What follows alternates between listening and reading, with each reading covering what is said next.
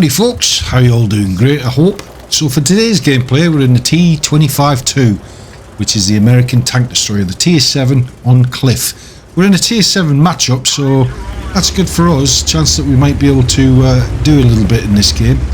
We've got 2 artillery on each side and a fair few Tier 6 tanks too, so as I say, potentially a good game for us.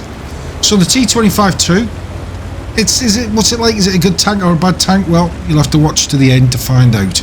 But this leads on to the T-28 prototype, which is a pretty decent tank. It's slow as a slug, but decent. It's got a decent cannon on it, and you know when you've been slapped by the 120mm anti-tank gun, dishing out a whopping 400 damage each shot, providing your pen, of course.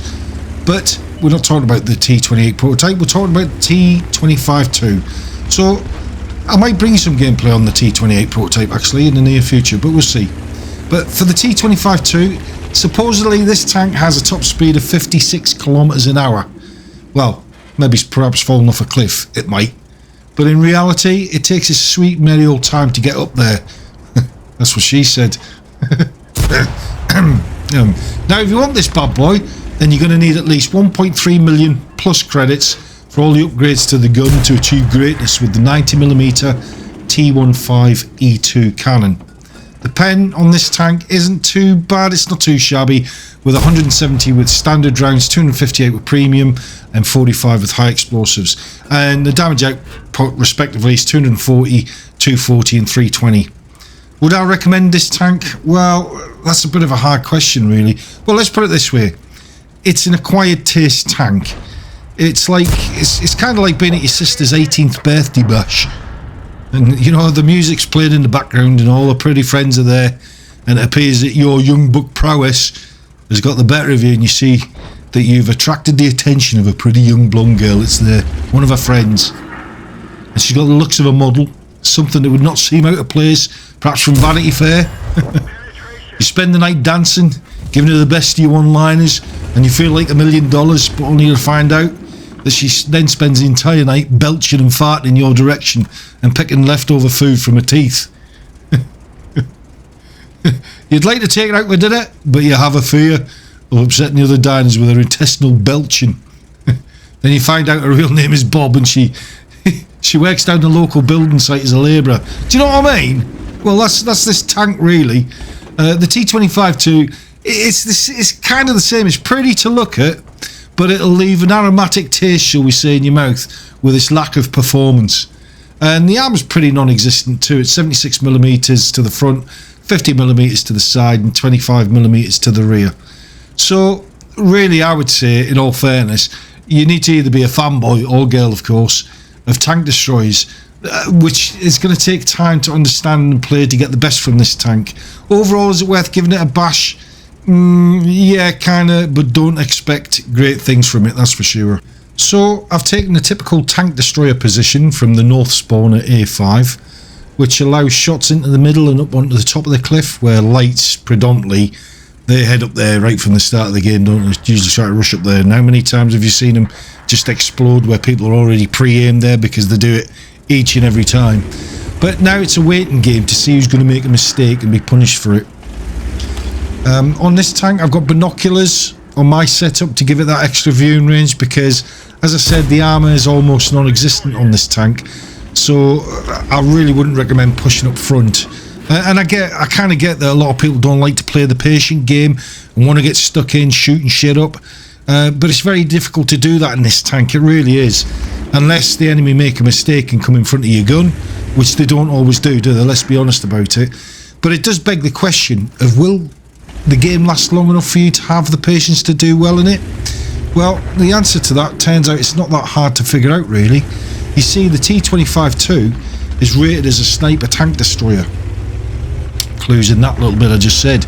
And it's got a fairly reliable cannon with reasonable accuracy of 0.36 with an aim time of 1.7 seconds, so again that's pretty good, and it fires just under 8 rounds per minute, so the potential damage of this tank is pretty reasonable overall, in all fairness. And if we go to Tomato GG, you can see over the last 60 days that the T-25-2 has played a total of 98,840 battles, with an overall win rate of 47.98%. So it's not the greatest, as you can see, and it's not really played that much. I mean, over the last 60 days, that really isn't much at all, to be quite honest.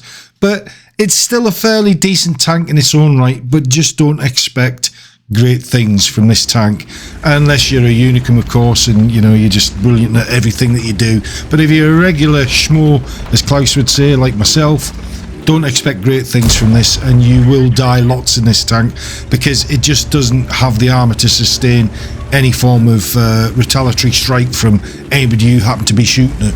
So we're trying to get a couple of shots into this Tiger. I managed to get one shot into him. Now, if you're not aware, I'm sure you are, but especially in the T25-2, as you can see, I'm rocking back and forward. I'm trying to wait until this Tiger takes another shot, and then I can pop out and hopefully safely get another shot into him.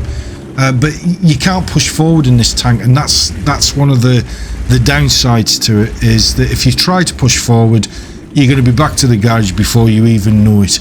And so you've really got to try and play gingerly and try and work out a strategy of how to get a shot out but not take one back, if that makes sense. Now I think this Tiger's pulled back because he's not been spotted by that Leo that's up there on the hill, so we'll just give it another few seconds to see whether he has indeed pulled back, or see if he's still there and he's going to take a shot. So come on, Leo, spot him for me. Yeah, there he is there, so he's pulled back. So okay, so it's fairly safe for me to push forward. Now you've got to be careful when you come up to this bit in the middle here, because anything down on the south spawn round about Juliet 2, oh god, J2, Juliet 2, the phonetic alphabet. See, I'm spotted. The artillery's got a shot in at me, and I've lost a little bit of health so far. Oh, he's got a bit of a horn for me, them artillery. Oh, there's a surprise now, isn't there? Now that Tiger's pulled forward again. He's managed to get a shot in at me, and the Leo down there's managed to get a shot in. So I just need to push forward here. I haven't got a choice. Got to push forward, try and take this Tiger out. He's my biggest threat at the moment, is him, and he's gone. So that's good. So now I need to try and get into cover before artillery end my game for me effectively. So let's push into this Leo and see if we can take him out of the game. Now I know that there's an E25 still down there. That Leo's a one shot, and that VK2801, he's pushing into him, so he's gone. The artillery managed to take him out. So let's push forward and see if we can get a shot in at this E25 and see if we can get him out of the game. This is the thing with this cannon, because you don't do a huge amount of damage, it's going to take a good 3 or 4 shots to take your average tank out of the battlefield, unless you get a lucky shot and set them on fire, or ammo rack them or something like that. But let's get another shot into him, see if we can hit him. We managed to track him. But yeah, well, it is what it is, isn't it? You know, you can't always be accurate, albeit the cannon on this thing isn't too shabby. As I said earlier on, it is a pretty decent cannon on it, and reloads quite quickly, and it's got fairly decent pen for a tier 7. We've got the E25 out, so now it's just pushing on towards the artillery.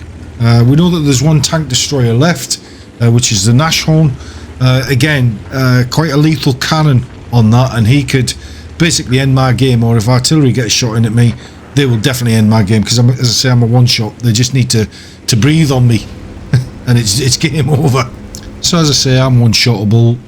Let's push into the artillery and see if we can get them spotted up. Now if ever you're playing artillery on this map and it's the end game like this, always put a couple of rounds down at K1, because that's where the artillery always end up retreating to. There he is there. Can I get him? Or is he going to get me? No, he got me, so fair play to him. But at least we got him spotted, so I took one for the team. So shows I'm a team player. Anyway, let's move on to the end place and let's see how we got on. So we ended up losing some credits on this one, but we did make our second mark of excellence and did about 1300 damage. Anyway guys, if you enjoyed this one, hit that like and subscribe, and if you didn't enjoy it, hit the thumbs down button. But I'll catch you all in the next one. Have a wonderful evening, take care, bye bye.